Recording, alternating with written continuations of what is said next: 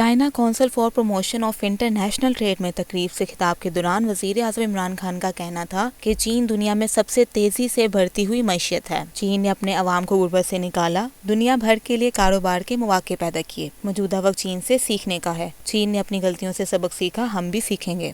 I think this is an example which the entire world can follow and learn from China.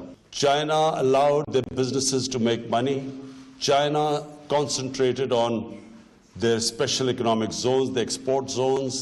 They brought in investment from outside. They created wealth.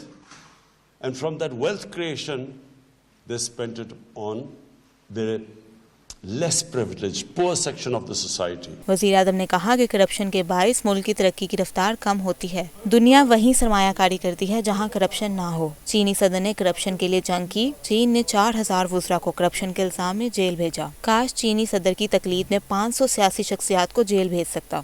The way China has tackled corruption, President Xi Jinping's one of his biggest crusade has been against corruption.